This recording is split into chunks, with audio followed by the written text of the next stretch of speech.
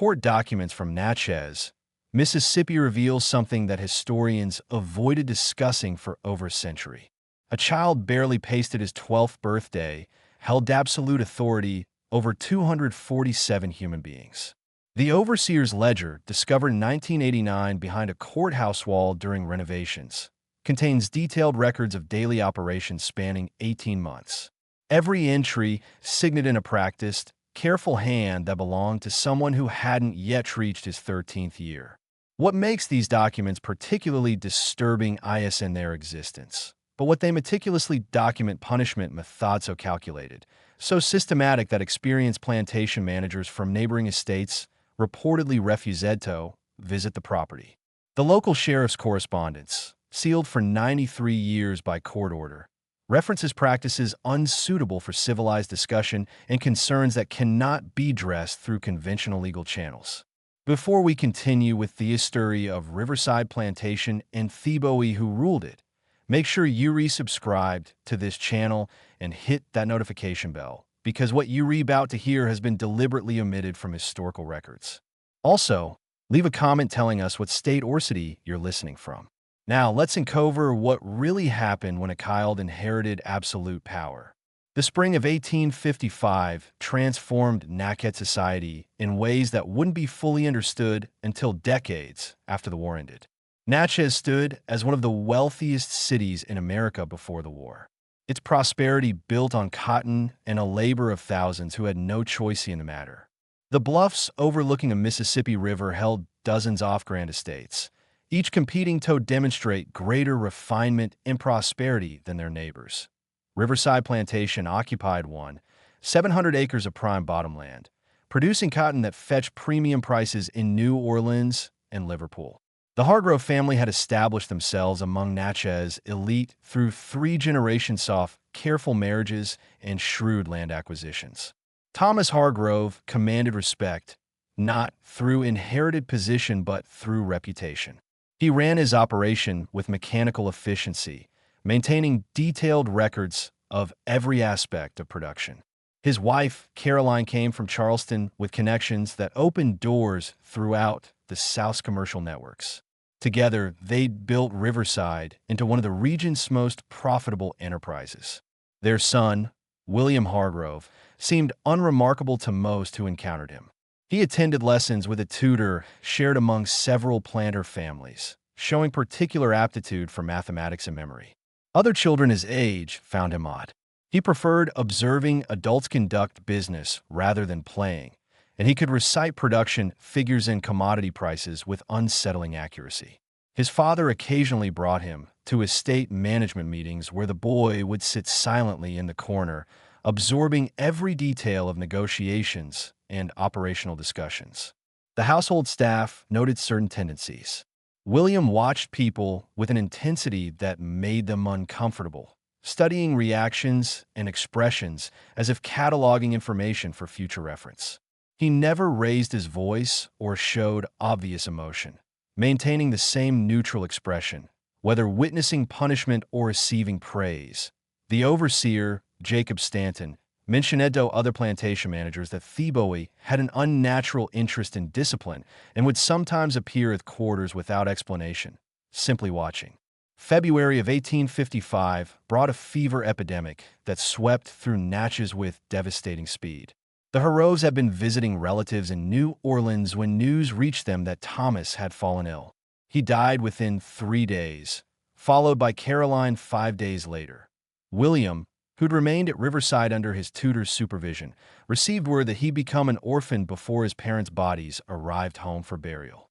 The situation created immediate complications. Thomas Harrove's will designated his brother, Robert, as executive and guardian, but Robert lived in Virginia and wouldn't arrive for several weeks. In the interim, the plantation required management. Spring planting couldn't wait for legal formalities. Jacob Stanton assumed he'd continue running operations as before, but the will contained an unusual provision: final authority over all plantation decisions rested with William, with the executive serving merely as trustee of the estate itself. Thomas Hargrove had apparently intended this as a formality, assuming adult supervision would guide his son until maturity. He hadn't anticipated dying before William turned 13. The day after funeral, William walked into the overseer's office, carrying his father's ledgers. "Mr. Stanton," he said in his flat, precise voice, "I've reviewed the production schedules. We're behind last year's planting rate by 8%. I need your explanation." Stanton, a man who'd managed laborers for 20 years, found himself unsettled by the boy's tone. Not childish petulance, but cold assessment. "Weather delayed us, Master William. Will make up the difference once conditions improve." Father's records show weather patterns similar to this year's occurred in 1848 and 1851. Both years achieved target rates through schedule adjustments. William placed the ledgers on the desk already open to relevant pages. "You'll implement the 1851 protocol starting tomorrow. I expect daily reports on progress." The overseer recognized something in that moment. This wasn't a child playing at authority, but someone who had been preparing for this role, perhaps without anyone realizing it. "Yes, sir," he said, and meant it. Word spread quickly through Natchez that young Horov had assumed active management of Riverside. Neighboring planters expected a disaster. A child couldn't possibly run an operation of that scale. They waited for appeals to the executive for chaos as the estate collapsed. Instead, something else happened. Production increased. William implemented his father's systems with rigid precision, but he added his own modifications that he required detailed reports on every aspect of operations, cross-referencing information to identify inconsistencies. Workers who'd occasionally stolen extra rest time found themselves caught through statistical analysis of output rates. Small inefficiencies that Thomas Horov had tolerated disappeared under William's scrutiny. The quarters became quieter. The usual sounds of evening conversation and occasional laughter faded. People moved through their tasks with focused intensity, rarely speaking unless necessary. Other plantation managers noticed the change when visiting, but couldn't identify its source. The operation ran smoothly. Discipline appeared firm, but not excessive by the standards of the time. Yet, something felt wrong. Jacob Stanton started drinking more. When asked why, he'd change the subject or offer vague responses about the stress of managing spring planting. He stopped mentioning William in conversations and avoided speaking about plantation operations when possible. The few times he was pressed for details, he'd say only that the boy has his own methods before finding an excuse to leave. April brought an incident that revealed something of those methods to the wider community. A man named Samuel, who worked in the cotton house, was accused of deliberately damaging processed cotton by allowing moisture exposure. The damage amounted to perhaps 40 pounds offerber, a minor loss by plantation standards, easily written off. Samuel insisted it was an accident, that rain had blown through an open window before he could close it. The overseer believed him and prepared to assign extra work as punishment. William overruled him. "The cotton house windows face south," William said, reviewing the report. "Wind comes from the northwest this time off year. Rain couldn't have blown through that window under natural conditions." He looked at Samuel with those flat, studying eyes. "You opened that window deliberately and left it open. The question is why?" Samuel maintained his innocence, but William had already decided. "You'll receive standard punishment," he said. 5 lashes for destruction of property. Mr. Stanton will administer them tomorrow at dawn." This seemed reasonable. Harsh perhaps for an accident, but within conventional bounds, the household relaxed, assuming William would follow his father's practices. They underestimated how carefully the boy had observed which rules society considered enviable and which merely traditional. The next morning, Stanton prepared the usual location and implements. William appeared just before dawn and immediately identified problems with arrangement. "Father's punishment area is inadequate." He said it allows the punished individual to maintain some dignity through limited visibility. That defeats the corrective purpose. He'd identified a different location, a small rise visible from multiple areas of the property. "We'll use this spot instead. And Mr. Stanton, you're too experienced at this. Your technique minimizes actual pain while satisfying legal requirements. That's not acceptable. Marcus will administer punishment instead." Marcus had never wielded a whip before. His inexperience meant the punishment would be clumsy, unpredictable, and far more painful than necessary. Several people protested, including Stanton. But William's authority was absolute under the terms of his father's will. What followed wasn't technically illegal or even unusual in its severity. 5 lashes remained 5 lashes, but William had understood something. The legal restriction counted strokes, not suffering. An experienced overseer could administer punishment that satisfied legal requirements while minimizing actual harm.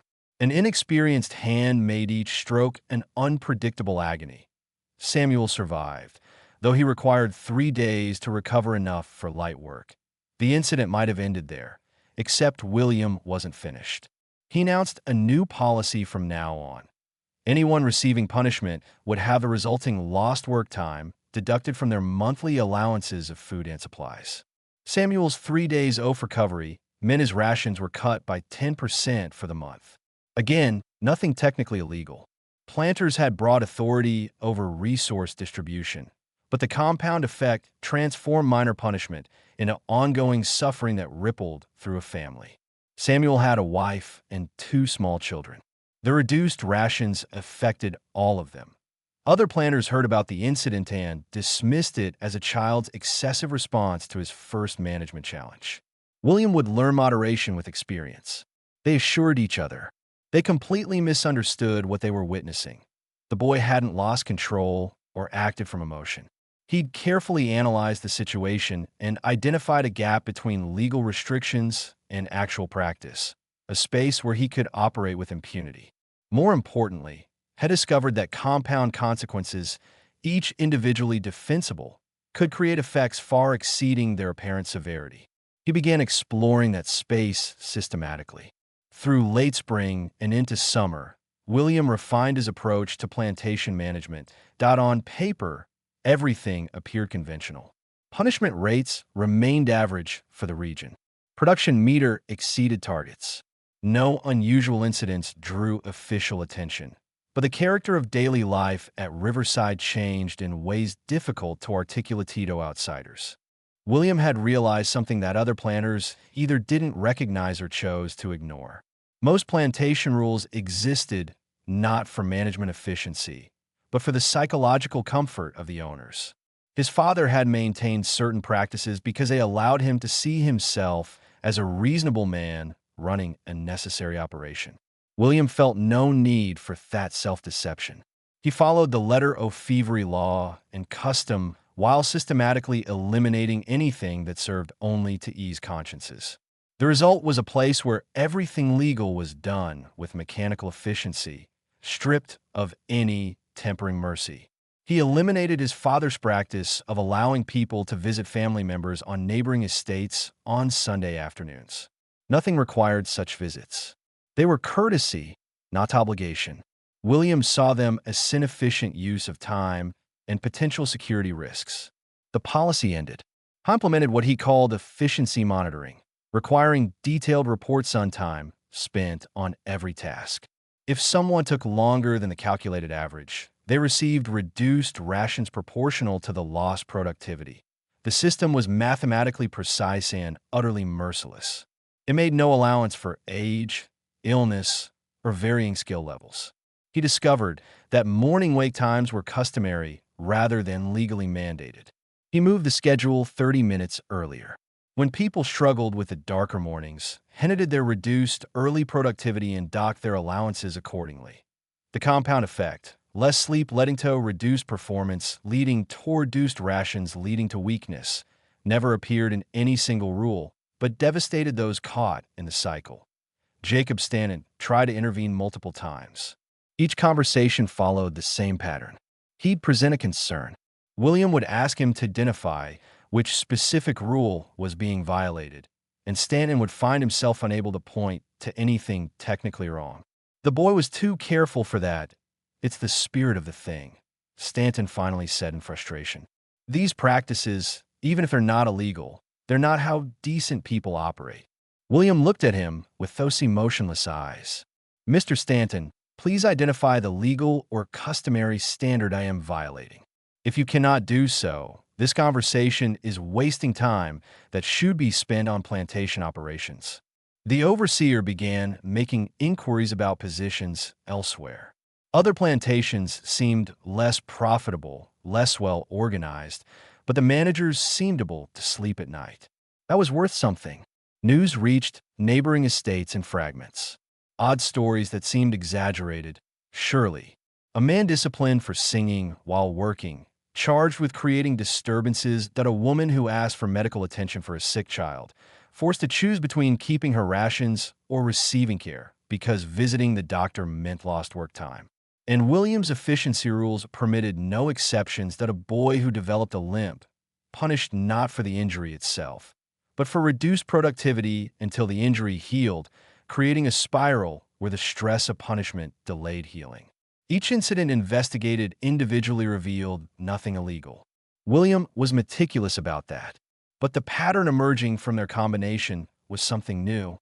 A system that weaponized every legal authority to maximum effect, acknowledging no obligation beyond strict legal minimums. The summer passed in oppressive heat. Production rates remained strong. When Robert Harrova finally arrived from Virginia in June, 3 months after his brother's death, he found the estate running profitably with no obvious problems. William presented detailed reports demonstrating efficient management and strong returns. Robert, who'd expected chaos requiring his immediate intervention, was almost disappointed to find everything in order. He stayed 2 weeks reviewing operations. Nothing he observed violated standards of the time. If anything, Riverside appeared better managed than comparable estates. People seemed quieter than he remembered from previous visits, but that could be attributed to grief over Thomas's death or natural weariness around a new authority figure. William showed his uncle the ledgers every evening, walking through decisions and outcomes with precise logic. Robert found the boy's competence unsettling, but couldn't fault his reasoning. "Your father taught you well," he said. "Yes, sir. I studied everything he did." Him applying his principles. Robert wasn't entirely sure that was true. There was something in William's approach that felt different from Thomas's methods, more clinical somehow, but the numbers showed success, and Robert had his own business in Virginia, requiring attention. He'd been prepared to take over management if necessary. Instead, he found himself unnecessary. Before returning to Virginia, he spoke with Jacob Stanton privately. "Any concerns about William's management I should address?" The overseer hesitated, choosing his words carefully. "The boy runs things efficiently. Nothing I can point to that violates standards. But, sir, if you could stay longer, spend more time observing." "Are you saying he's doing something wrong?" "I'm saying there's something different about how he operates. Something I can't quite define. Your brother managed firmly, but fairly. William manages completely. Does that make sense?" It didn't really. Robert interpreted the comment as resistance to taking direction from a child and dismissed it. He left Riverside, reassured that his nephew was proving surprisingly capable, if unusually precocious. The estate weighs in good hands. Jacob Stanton submitted his resignation 2 weeks later. The departure of an experienced overseer should have disrupted operations significantly. Instead, William barely seemed to notice. He promoted a young assistant named David Pritchard, who'd been managing the cotton house inventory. Pritchard was 26, ambitious, and unlike Stanton, he had no memories of Thomas Hargrove's management style to complicate his loyalty. "Mr. Pritchard," William said during their first private meeting, "my father believed an overseer should exercise judgment and discretion. I disagree. I want someone who implements policies exactly as designed without personal interpretation. Can you do that?" Pritchard saw opportunity. Working for other planners meant constant seconding by owners who thought they could manage better. Here was a chance to simply execute clear instructions. "Yes, sir. Just tell me you want done." "Excellent. It'll provide detailed protocols for all situations. Your job is execution, not decision-making. You'll be well compensated for your efficiency." The arrangement worked perfectly for both of them. William gained an instrument who followed instructions without moral qualms. Pritchard gained simplified responsibilities and better pay than most overseers. What neither of them possessed was the tempering influence of someone who'd question whether something should be done simply because it could be. William spent his evenings in his father's study, reading management manuals and correspondence from other plantations. He wasn't looking for conventional wisdom, but for gaps in oversight, opportunities others had missed. He filled notebooks with observations and calculations, developing increasingly sophisticated systems for extracting maximum productivity while remaining technically compliant with all regulations. He discovered that punishment timing mattered as much as severity. Administering discipline immediately after violation was customary, but not required. He began delaying punishments by several days, during which the accused would bury a sign to the hardest labor available. By the time the formal punishment occurred, the person was already exhausted, making the same legal penalty far more devastating. Again, nothing illegal, just careful manipulation of allowed discretion. He realized that family relationships created vulnerabilities that could be exploited systematically. When someone's productivity dropped, William would reduce rations not just for that person, but for their entire family unit. Parents would work themselves to collapse, trying to prevent their children from suffering. The efficiency gains were remarkable, and no law prohibited proportional resource distribution. He identified that medical care, while morally expected, wasn't legally mandated for anything short of life-threatening injury. He began requiring people to choose between seeking treatment and maintaining full rations. Minor injuries that could have healed with a few days' rest instead feeded for weeks, as people pushed through pain to avoid the economic penalty of recovery time. Each innovation was documented carefully in the ledgers. William maintained meticulous records not just of productivity, but of the mechanisms driving it. He was conducting an experiment in discovering exactly how much suffering could be legally inflicted in pursuit of efficiency. Neighboring planters noticed the change in indirect ways. Riverside's workers stopped appearing at the Sunday gatherings that sometimes occurred when nearby estates allowed socializing. Visitors to Natchez from Riverside, when they occurred at all, seemed subdued in ways that went beyond normal difference.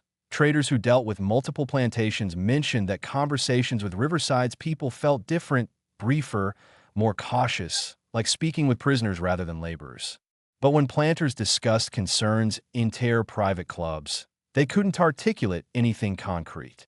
Yes, young Harrove seemed cold for his age, but Hugh was managing effectively. Yes, his methods seemed harsh, but were they harsher than conventional standards? When examined individually, each policy fell within accepted norms.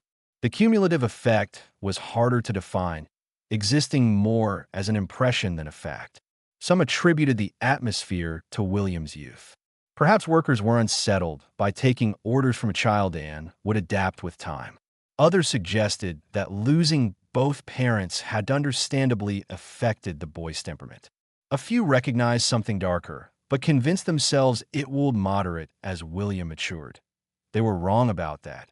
William turned 13 in August of 1855, and his uncle sent a letter of congratulations and a gift, a leather-bound journal for recording his observations and decisions as a planter.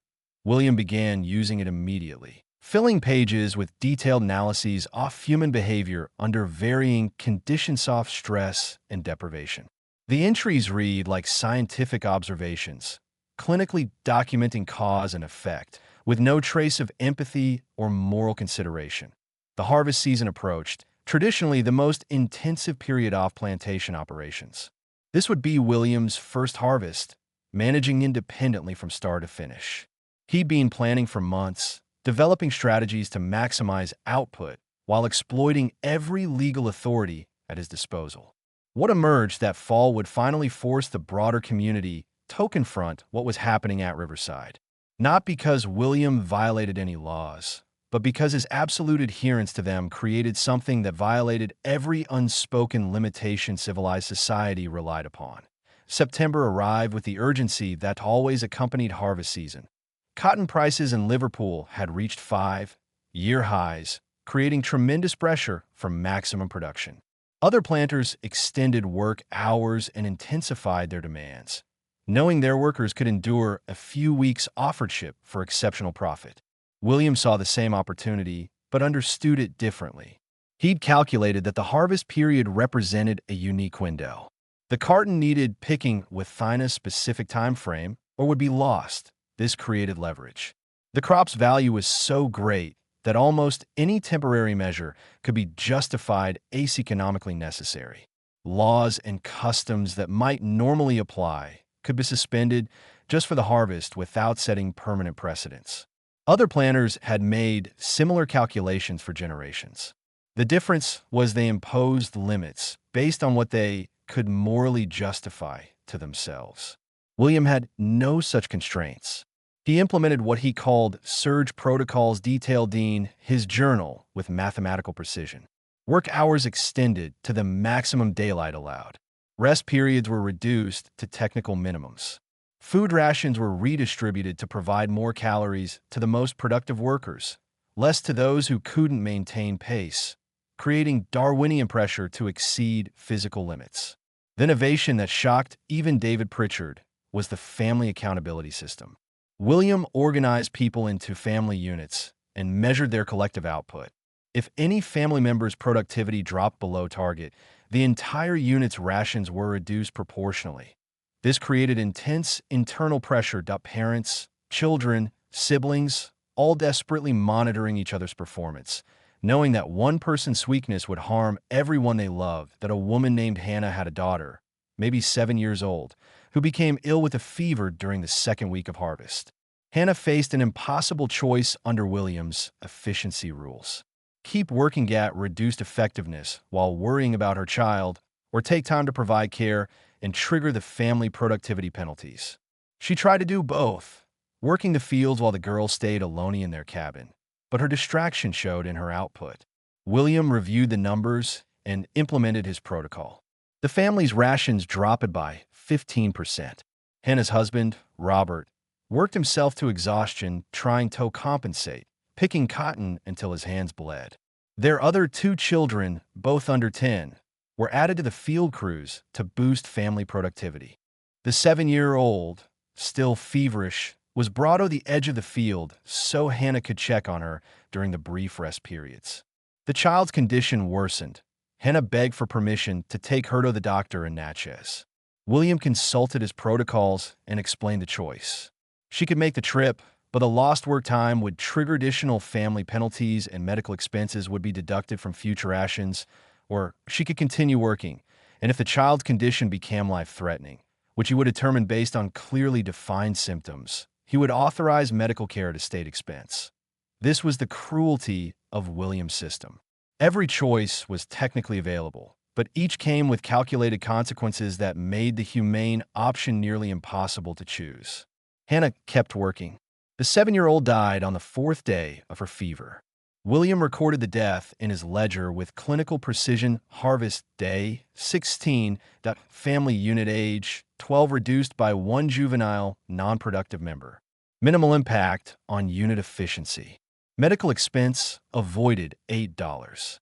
Note, grief period traditionally granted in such cases, but harvest timeline critical. Grief accommodation deferred until post-harvest.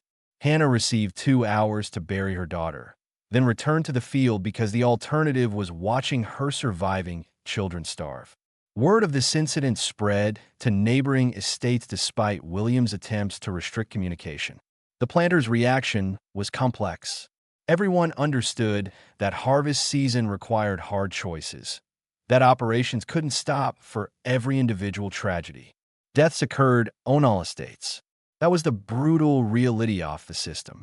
But something about William's calculation, the explicit economic analysis of a child's death disturbed even men who'd made similar choices themselves. The difference, they realized, was that they'd convinced themselves such decisions were reluctant necessities made with regret. William demonstrated no regret, only mathematics. He'd stripped away the moral pretense they all relied upon to sleep at night, exposing the raw mechanics of their world with uncomfortable clarity. A group of planters visited Riverside in late September, ostensibly to discuss regional cotton prices, but actually to assess the situation. William received them cordially, offering refreshments and detailed production reports. The estate looked well organized, the fields productive, operations running smoothly. Nothing appeared obviously wrong. They tried to raise concerns obliquely. "We've heard your harvest practices are quite intensive, William." "Yes, sir. The surge protocols I've implemented have increased yield per acre by 17% over last year." "Would you like to see the analysis?" "I'd be happy to share the methodology. We're more concerned about the welfare of your people during this intensive period. All legal requirements are being met precisely. I have documentation if you'd like to review it. Rest periods comply with state guidelines. Rations meet minimum nutritional standards as defined by the Agricultural Board. Medical care is provided for life-threatening conditions required by law." "Is there a specific regulation you believe is being violated?" They couldn't identify one. That was the problem. William had studied every law, every custom, every written standard, and was operating exactly at the legal minimum for each one. Individually, none of his policies exceeded conventional boundaries, but their combination created conditions that, while lawful, felt fundamentally wrong. "It's not about specific regulations," one planter finally said. "It's about human decency, about recognizing that there are moral obligations beyond legal minimums." William looked at him with those flat analytical eyes. "Sir, could you please define human decency in operational terms that I can implement consistently? What specific actions does it require and which does it prohibit? Without clear definitions, I can't incorporate subjective standards into management protocols." The man had no answer. How could he explain to a 13-year-old that some things shouldn't need explicit rules because civilized people understood them instinctively? How could he articulate that the function often written customs was precisely to fill the gaps between legal minimums and moral behavior? William had identified that gap and was systematically exploiting it. He operated in the space between law and morality, the territory that society had always relied upon conscience to regulate. But conscience required empathy, and William possessed none. The planters left Riverside unsettled, but impotent. They found nothing actionable, no violation they could report to authorities or use to justify intervention. William was simply being more explicit about the mechanics they all participated in, stripping away the comfortable fictions they maintained. Just when we thought we'd seen it all, the horror in Nacas intensifies. If this story is giving you chills, share this video with a friend who loves dark mysteries. Hit that like button to support our content, and don't forget to subscribe to never miss stories like this. Let's discover together what happens next. The harvest continued through October. Production numbers exceeded all projections. Riverside would post record profits for 1855, but the cost was becoming visible in ways that transcended economics. The people at Riverside had developed a particular quality that visitors found deeply unsettling. They moved through their tasks with mechanical precision, rarely speaking, showing no expression that it wasn't submission exactly. That implied some underlying emotion being suppressed. This was something closer to shutdown, as if they'd learned that any display of feeling, positive or negative, could be weaponized against them under William's protocols. William had discovered something that perhaps no planter before him had fully understood: human beings could function for extended periods in conditions that should have broken theme if the system was designed with sufficient precision. The key was preventing not just resistance, but even a mental formation of resistance. This required eliminating any space for autonomous thought or emotional processing. His family accountability system achieved this brilliantly by making every person's suffering contingent on their family's collective performance.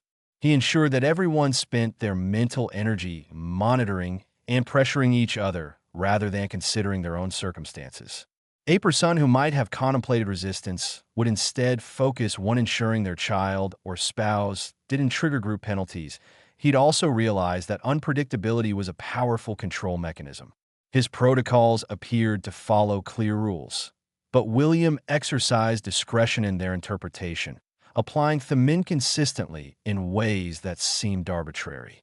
This prevented anyone from developing reliable mental models of cause and effect.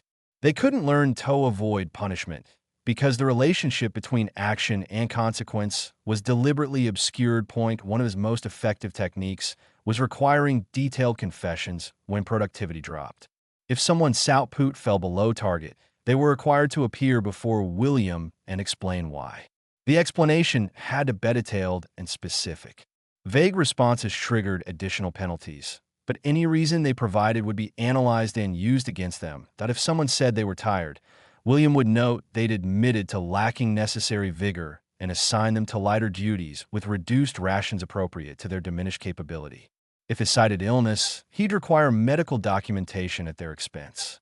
If they mentioned family concerns, those family members would receive additional scrutiny. The only safe response was to accept full personal blame, which William would note in his records as evidence of inadequacy justifying reduced status. This created a psychological trap. People were required to explain their failures, but any explanation they offered would harm them.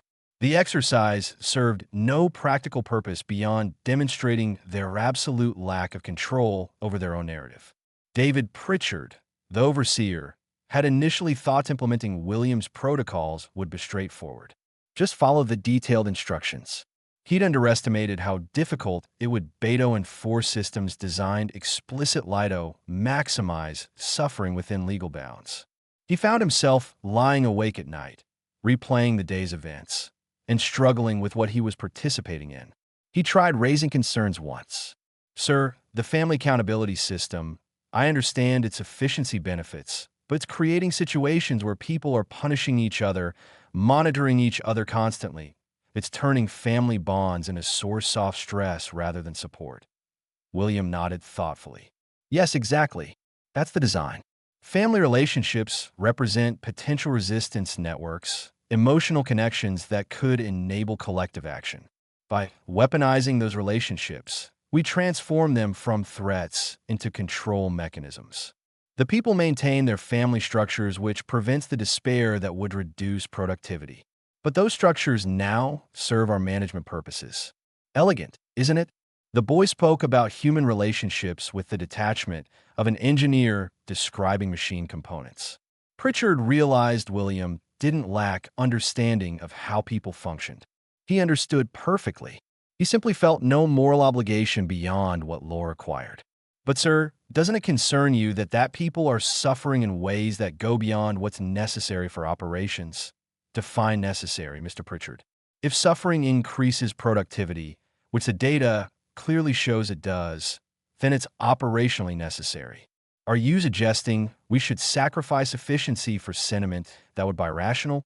Pritchard had no response.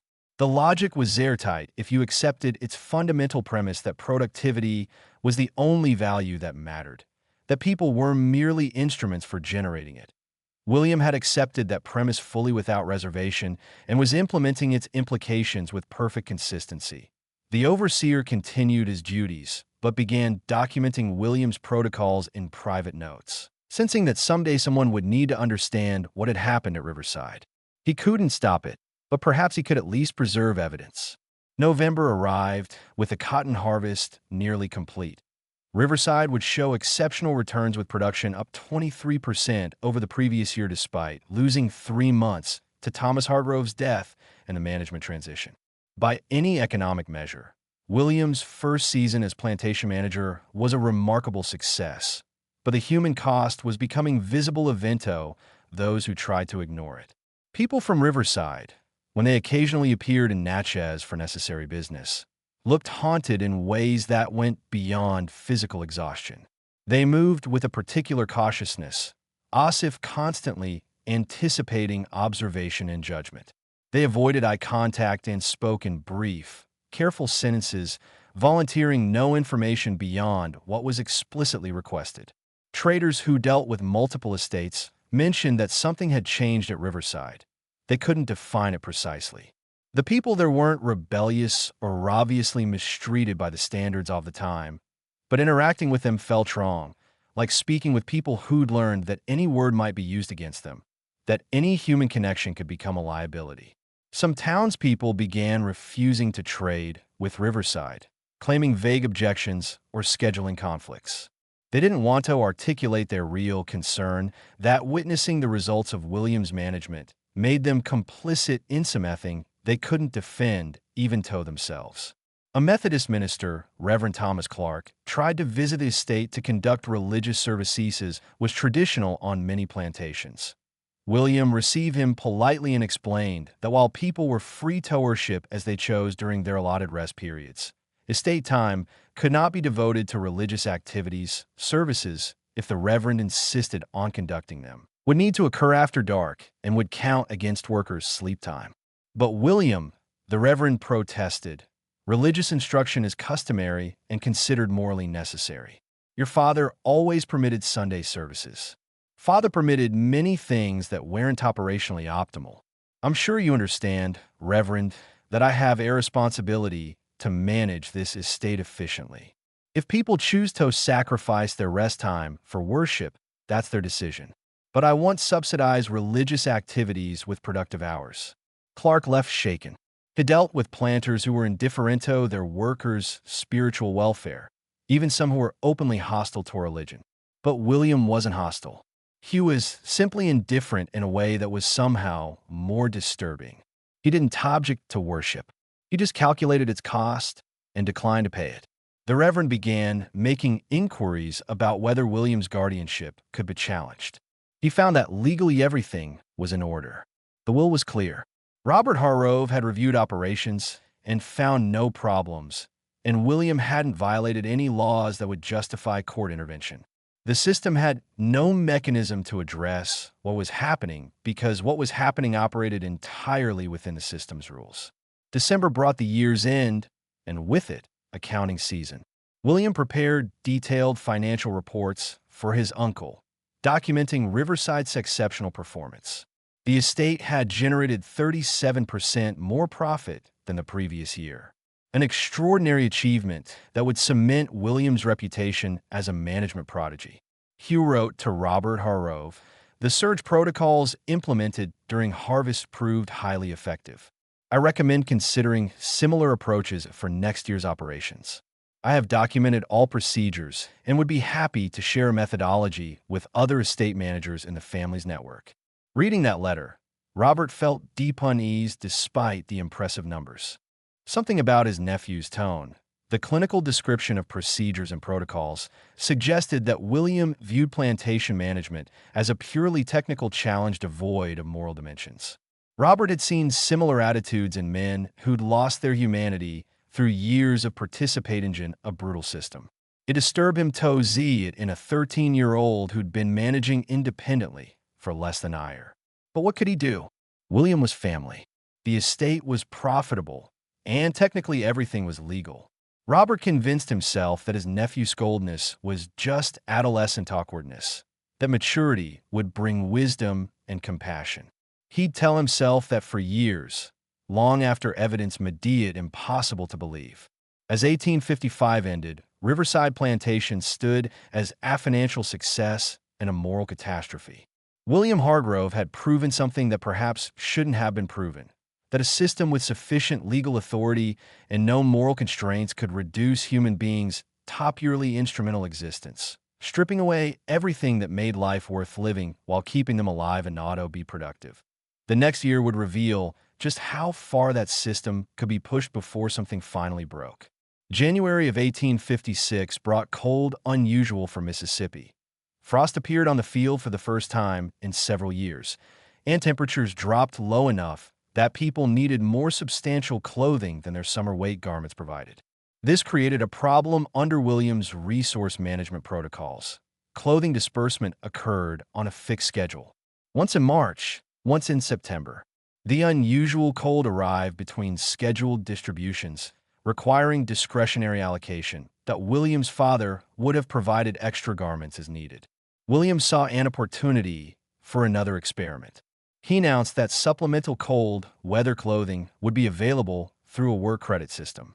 People could earn points through extra productivity that could be exchanged for warmer garments. The most productive workers would receive adequate protection. Those whose output was merely average would need to manage with what they had. Those performing below standard would receive nothing beyond legal minimums. The system immediately created visible stratification. Within a week, Riverside's community was divided into those who could afford warmth and those who couldn't. The effect on morale and health was devastating, but productivity actually increased initially as people pushed themselves desperately to earn clothing credits. William documented the results meticulously. He was testing whether artificial scarcity of basic necessities could drive performance even among people already working at maximum capacity. The data suggested it could, at least temporarily. He noted that the system's effectiveness would likely decline as health impacts accumulated, but for short-term productivity spikes, it showed promise. A man named Solomon, who worked as a carpenter, had maintained adequate productivity through the harvest, but found himself struggling in January.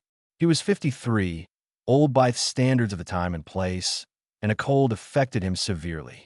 His output dropped 15% in 2 weeks. Under Williams' protocols, this disqualified him from earning clothing credits. Solomon tried to explain that he needed warmer clothes to maintain productivity. The cold itself was reducing his capability. William listened patiently, then explained the logic. If you're performing below standard because off cold, that demonstrates you're more susceptible to temperature variations than others. Allocating limited warm clothing resources to you would be inefficient, that you'd benefit less than someone whose baseline productivity is higher. The rational allocation is to provide clothing to those who can best utilize it. This was the essence of Williams' system. It took reasonable-sounding economic principles and applied them with perfect consistency to situations where they became monstrous. Market efficiency logic worked fine for commodity distribution, but became nightmarish when applied to human necessities with life or death implications. Solomon's productivity continued declining as the cold persisted. He developed a respiratory condition that would have been manageable with adequate warmth and rest. Under Williams' protocols, he received neither. He died in February, and William recorded it as natural attrition of aged low-productivity unit. Several similar deaths occurred that winter. Each one was individually defensible. The people were old or sick. The cold weather weighs in unusual circumstance. Medical care was provided when conditions became life-threatening by legal definition, but the pattern was clear. Williams' resource allocation system had effectively triaged people by productivity, providing protection to houseful workers while allowing others toady from exposure. The neighboring planters could no longer ignore what was happening. A group of them, led by a man named Charles Fairmont, whose estate bordered Riverside, approached Robert Arove with their concerns during his next visit. "Your nephew is running that estate like it's a business optimization problem," Fairmont said. "There's no humanity in his management. People arting from conditions that could easily be prevented." Robert had been reviewing the financial reports and was struggling with their implications. The numbers were remarkable. Riverside was now the most profitable estate per acre in the region. But the methods producing those returns were difficult to defend. Evento himself. "Is William breaking any laws?" he asked. "That's not the point. It's exactly the point. If he's violating regulations, we can act through proper channels. If he's not, what you're really asking is whether Weshold intervene in a legal operation because we're uncomfortable with its methods." Fairmont struggled to articulate the problem. There are standards beyond written law. There's an understanding among civilized people about how human beings should be treated. William is violating that understanding, even if he's following legal technicalities. Then perhaps those understandings should be codified into law, Roberts said. Until they are, it have no authority to override Mindfu's management decisions based on subjective moral standards. The estate is his responsibility under his father's will. This was the system's fundamental weakness. Now fully exposed, it had created enormous legal authority with minimal legal constraints, relying on the conscience and social pressure to prevent abuse. William possessed no conscience, and he'd learned to deflect social pressure by demanding specificity that moral intuitions couldn't provide. Charles Fairmont made one more attempt. "Robert, I knew your brother. Thomas was a firm manager, but a decent man. What's happening at Riverside now isn't what Hugh would have wanted. You have a moral obligation." "I have a legal obligation," Robert interrupted. to honor my brother's will and preserve my nephew's inheritance. Unless you can show me specific violations of law or demonstrate that William is mentally unfit for management, which his financial results clearly refute, I can intervene. I am sorry, Charles. It truly am. But this is a legal matter, and legally everything is in order. The planters left frustrated and frightened. They'd realized something. The system they all participated in had no internal mechanism to prevent what William was doing. Every safeguard they'd relied upon, conscience, social pressure, unwritten customs, moral intuition failed when confronted with someone who simply ignored them while following every explicit rule. If William could operate this way with impunity, what prevented others from adopting similar methods? The question haunted them because they knew the answer. Nothing prevented it except their own choice to maintain moral constraints the system didn't require. William had revealed that those constraints were voluntary, and voluntary restrictions in a competitive environment inevitably erode. Some of them began questioning their own practices, recognizing similarities between what they did and what William did, differences of degree rather than kind. That recognition was deeply uncomfortable. It was easier to see William as an aberration, a uniquely damaged individual, than to confront how much Ophi's system simply made explicit what they'd all participated in through comfortable self-deception. Spring arrived, bringing warmer weather in the start of another planting season. The winter had reduced Riverside's population by 12 people, mostly elderly or infirm individuals who couldn't survive the combination of cold and inadequate clothing. William noted the reduction with satisfaction. I'd improved the estate's productivity to population ratio. He was now 13 years old, approaching 14. His management techniques had become increasingly sophisticated, his understanding of human psychology more refined. The ledgers from this period read like experimental journals documenting tests of various hypotheses about motivation, compliance, and control. David Pritchard finally reached his breaking point in April. He'd spent months implementing protocols that violated every instinct possessed, watching people suffer under systems he helped enforce. The money was good, but it couldn't compensate for what it cost him to look in a mirror. He submitted his resignation and, in a moment of conscience that he knew was futile but couldn't suppress, included a detailed letter describing William's management methods and their human consequences. Someone needs to know what's happening here, he wrote to Robert Hargrove. Even if nothing can be done legally, someone needs to understand what this boy has created. William accepted the resignation without apparent concern. Thank you for your service, Mr. Pritchard. Your implementation of the protocols was adequately efficient. They'll provide a positive reference if you need one. The casual dismissal was somehow more chilling than anger would have been. Pritchard left Riverside feeling like he'd escaped something, though he'd carry guilt about his participation for the rest of his life. William promoted another assistant and continued operations without disruption. He'd learned that overseers were interchangeable. The protocols were sophisticated enough now that they implemented themselves. He needed someone to execute instructions, not to think. That was easily replaced. A spring planting progressed.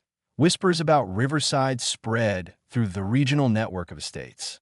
William's methods were discussed in private clubs and church meetings, always in tones mixing horror and fascination. Some planters condemned his approach as inhuman. Others wondered quietly whether his techniques might be adapted for their own operations. The efficiency gains were undeniable after all. A few men began implementing modified versions of William's protocols. Not the full system, they assured themselves, just selective elements that seemed particularly effective. The work credit systems, the family accountability metrics, the calculated delays in punishment.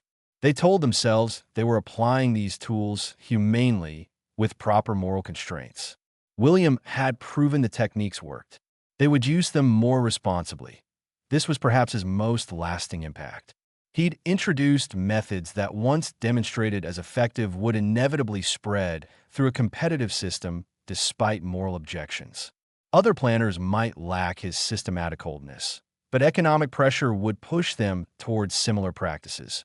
William had shifted the baseline, for what was considered acceptable through sheer proof of possibility. The boy himself seemed unaware of the broader implications of what he'd done.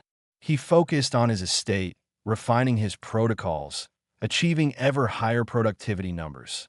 If he thought about his reputation at all, it was on Lido take satisfaction in being proven correct.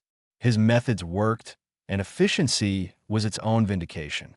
By summer of 1856, Riverside had become Ada's case for a question that society wasn't ready to confront. What happens when someone with absolute legal authority and no moral constraints operates a system designed to give humans power over other humans?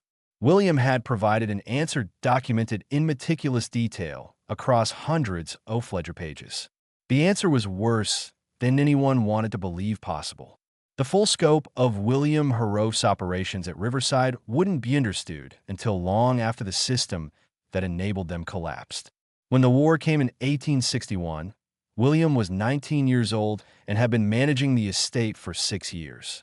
The techniques he developed had been refined into something approaching systematic perfection, a complete methodology for extracting maximum productivity from human beings while operating entirely within legal bounds. Robert Hargrove made one final attempt to intervene in 1859. Disturbed by reports that continued reaching him despite his attempts to dismiss them, Hess spent 2 weeks at Riverside observing operations carefully and reviewing William's extensive documentation.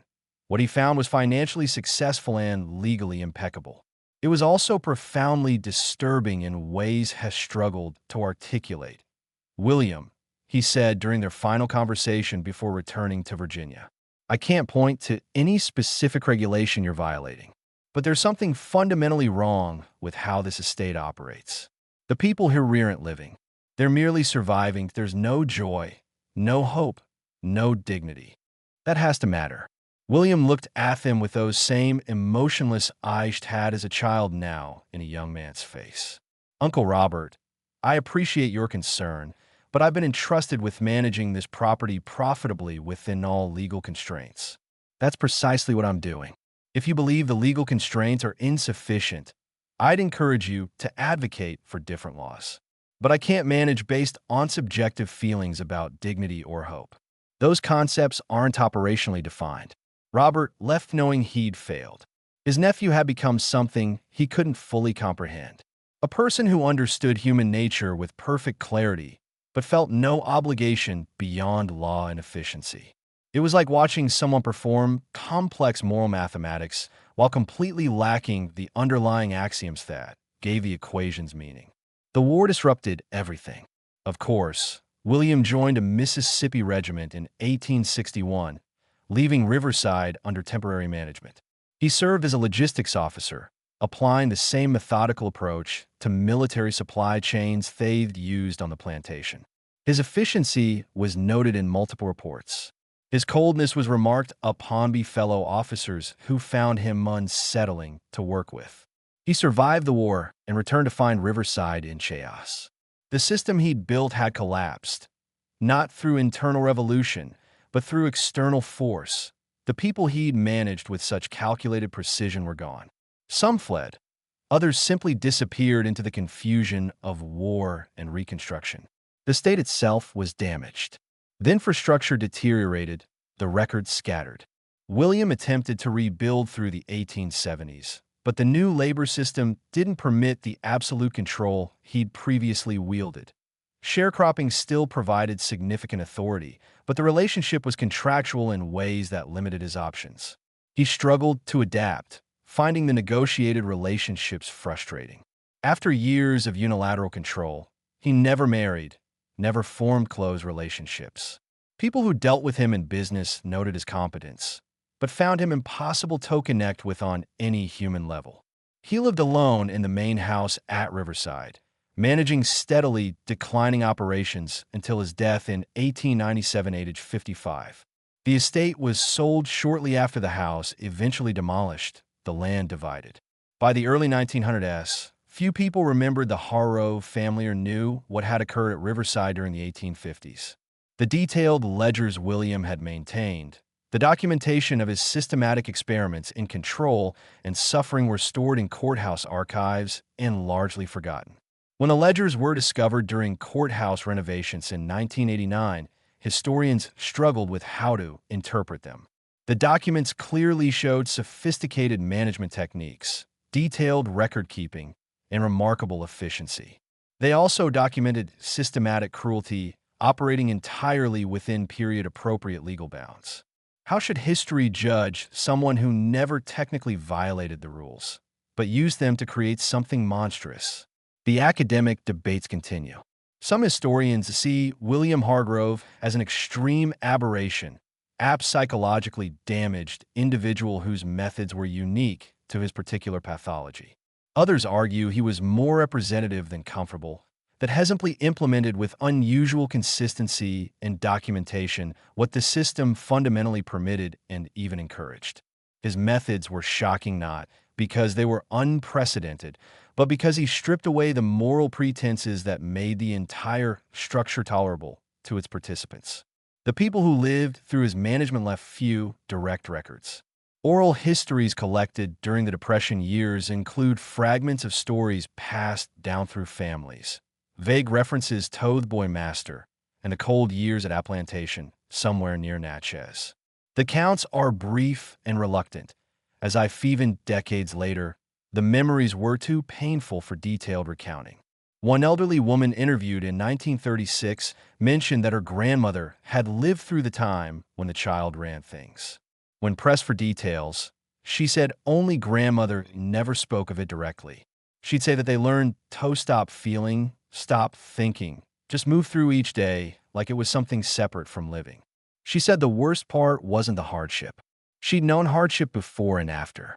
The worst part was how completely everything felt meaningless. How there was no mercy anywhere in the world they lived in.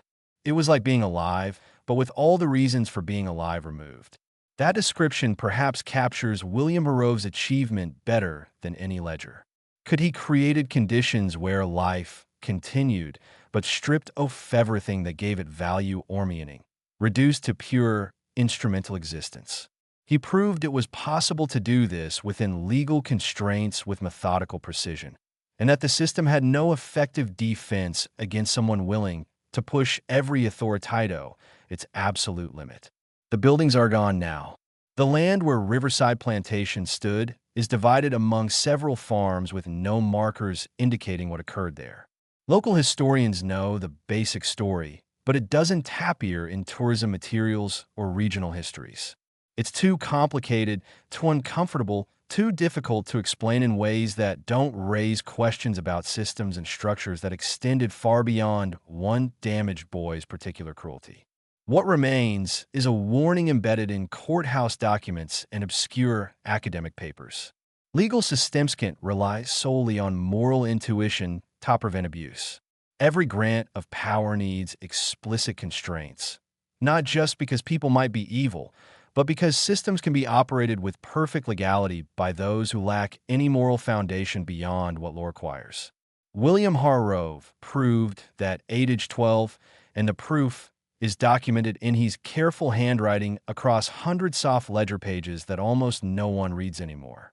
This mystery shows us that sometimes the most terrifying evil comes not from those who break the rules, but from those who follow them with perfect consistency while lacking the moral foundation that gives rules their meaning. What do you think of this story? Do you believe everything was revealed? Leave your comment below if you enjoyed this tale and want more horror stories like this.